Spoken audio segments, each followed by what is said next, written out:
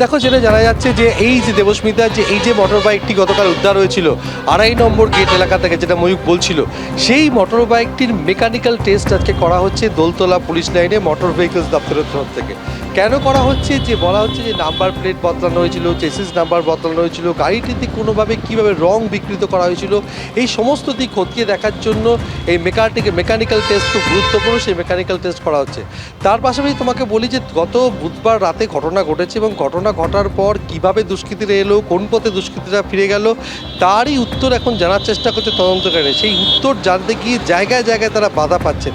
কেননা যে CCTV footage সামনে আসে সেখানে দেখা যাচ্ছে তদন্তের সূত্রে যে বিরাটি মোড় যশোর রোডে বিকেলবেলা এই নিশান গাড়িটি, যে গাড়িটি চন্দ্রনাথ রথের পথ আটকে ছিল, সেই গাড়িটিকে দেখা গেছিল।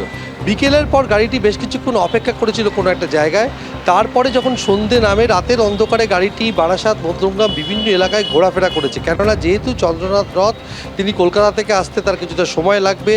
তিনি পৌঁছানোর আগেই শৈলেশনগর দোহারিয়া এলাকার যে পেয়ারা বাগান, সেখানে অপেক্ষা করছিল গাড়িটি। এবং সেই গাড়িটির গতিবিধি সম্পর্কে এখনও পর্যন্ত স্পষ্ট সিসিটিভি ফুটেজ পাওয়া যাচ্ছে না। কেননা তদন্তকারীদের বিভ্রান্ত করার জন্য দুষ্কৃতীরা গাড়িটি নিয়ে রাতের অন্ধকারে ঘুরে বেরিয়েছে। তারপরে রাতের অন্ধকারে ঘুরে বেড়ালে সেই রাতের অন্ধকারে সিসিটিভি ফুটেজে গাড়ির নম্বর স্পষ্ট হবে না, সেই বিষয়টি বিভ্রান্ত করার চেষ্টা করেছে। এখন প্রশ্ন হচ্ছে যে, যেটা শোনা যাচ্ছে, দুষ্কৃতীরা দুই পথে পালিয়ে গেছে, একটা যশোর রোড, একটা ভেতরের রাস্তা দিয়ে গঙ্গানগর হয়ে রাজারহাটের দিকে। যেহেতু রাত 10টার পর ঘটনা ঘটেছে, রাত 10টার পর দুষ্কৃতীরা পালিয়েছেন, বিভিন্ন জায়গায় সিসিটিভি ফুটেজ পেতে সমস্যায় পড়ছেন পুলিশ আধিকারিকরা। একদম সমীরণ।